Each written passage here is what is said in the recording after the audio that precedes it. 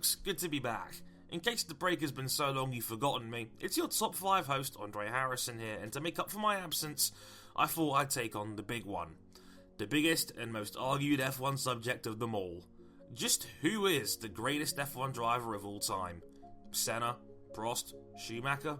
Someone else? Well, this is my attempt. Now before you all sharpen your keyboards for an attack, this is just my opinion. Pound for pound lists are the ultimate subjective tool in the world of F1 opinions. I personally like statistics a little bit more than the average person, for instance. I'm sure you have your own criteria, so I'm sure you'll tell me how wrong I am in the comments. So, without further ado, here's my top 5 greatest F1 drivers of all time. Okay, anyone who knows me well knows I'm a big endorser of Sebastian, but before Team LH comes after me, there's a valuable argument I think you can make here. Sebastian is 4th all-time on the wins list with 42 and 46 poles respectively, and obviously he won 4 consecutive championships with Red Bull between 2010 and 2013, in a run that, while a tad overrated in terms of sheer dominance, he still managed to be so good he alienated the fans into booing him after many got tired of seeing him as king of the mountain. But even before his run at the top, Vettel had some truly amazing moments. He debuted for BMW in 2007, filling in for Robert Kubica, and became F1's youngest ever point scorer, before winning in the glorified Minardi at Monza in 2008, the start of a brilliant run that made Toro Rosso beat the factory Red Bull team before joining them himself in 2009. Sure, he had the bad season in 2014, but that really is the only black mark in what's been an insane career to date, and in many cases, he opened the eyes of the sceptical fans of a 2015 Ferrari season that made him a true driver of the year contender. Sebastian will never be the most popular, but he could retire tomorrow, and his resume would stack up with almost anyone's.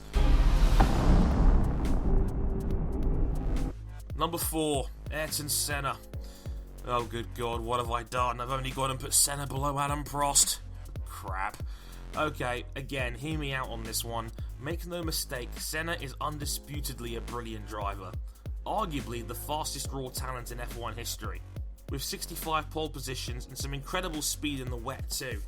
He won 41 Grand Prix, good for 5th all time, and of course 3 world titles with the McLaren in 1988, 1990 and 1991. But there's a couple of reasons I refuse to put him higher. One, we never got the full story with his career for obvious reasons. We never saw Senna decline. It's hard to put an overall scope on what was an unfinished story. Also, I still feel his rival, the one he went one-on-one against, had a skill set I feel was better, and for the consistency he had in his career, something Senna just didn't have. Sure, he spent a lot of his career with uncompetitive cars, but that's F1 politics for you. I get why people love Senna. He's the embodiment of what everyone loves in a racing driver. Was he brilliant? Absolutely. The greatest? Not for me. Number 3, Alain Prost. And time for part 2 of my death wish. Yeah, I have Prost over Senna. For me, Prost is the complete story we never got from Senna, and I love the consistency Prost showed over his career. For a stretch, he was literally the guy. He's a 4-time world champion, a 4-time runner-up with 51 career wins, 2nd all-time, with 33 pole positions just outside of the top 5. But Prost was never the fastest, but he was often very clever. He'd save tyres for pushes towards the end of a race, and was one of the first drivers to realise the value in being consistent and scoring points over a season, then going straight up for the win. And if you're one of the drivers who value teammate battles, Prost is arguably the best resume ever. He had a 10-3 record in his 13 seasons against his teammate, a list that includes 5 fellow world champions, with Lauda, Senna, Rosberg, Mansell and Hill, across a career with Renault, Ferrari and Williams before retiring in 1993. And still to this day, Prost never gets the true credit he deserves for his legendary career, mostly because he wasn't the most entertaining. But that's okay, it just makes him that much more appreciated with the people who do know. Number 2, Michael Schumacher. I often call Schumi the blueprint. He rewrote the rulebook in terms of F1 drivers and the outside world's perception on them. Simply put, he's the most successful driver of all time. Let's just enjoy ourselves for a minute while we reel off some of the stupid records the man has. Most world titles, 7. Most consecutive titles, 5. Most career wins, 91. Most pole positions, 68. Joint most wins in a season, 13. Most fastest laps in a race, 77. And it goes on and on and on. I know I said earlier that Ayrton Senna was the embodiment of an F1 driver, but I'd also say that Schumacher was able to captivate the millennial icons. The Red Baron in the Scarlet Ferrari himself. For many, that'll be their first memory of Formula 1. Schumi isn't number 1 for me because he so often bended the rules, and that God complex went to his head a little bit too much for my liking. But if anyone ever says to me that he's the GOAT, you'll always have a compelling and very strong argument. Let's just forget about that Mercedes run, like we do with Michael Jordan as a wizard.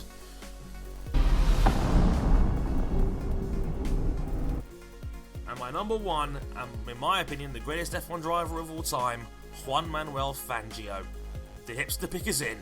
For me, Juan Manuel Fangio is the greatest F1 driver ever. He was essentially Schumacher before Schumacher was even a thing. And the key difference being, this was in the 50s, an era where drivers didn't wear seatbelts, a time when a driver was more invaluable, and a time where one crash could very well be your last. Juan Fangio was a 5-time world champion in 1951, and then 4 straight between 1954 and 57. You may turn an eyebrow having just 24 wins, but seasons were much shorter back then, and he only entered 52 races in his entire career, meaning he had a win rate of 48%, the greatest in F1 history, and it's not even close. Not to mention he won in a range of cars such as Alfa Romeo, Maserati, Mercedes and Ferrari, proving that his influence was great in any car, something that drivers find hard to prove nowadays given the level of performance and changes. So, enough of my hipsterisms. What is your greatest top 5 ever drivers list? Was there someone I missed, like a Lauda, a Mansell, maybe even Lewis? Let me know in the comments, I'd love to hear your opinions. And finally, a thanks to you, the RaceWorldTV audience. I joined back in September, and in that short time I've been watched over 100,000 times, and I'm honoured that so many of you take the time out to watch me. It really means a lot. I appreciate all of your feedback, and I can't wait to bring you more in 2016. Until then, I wish you all a wonderful holiday season, best wishes for the new year, and I'll catch you all on the other side. Thanks again for watching.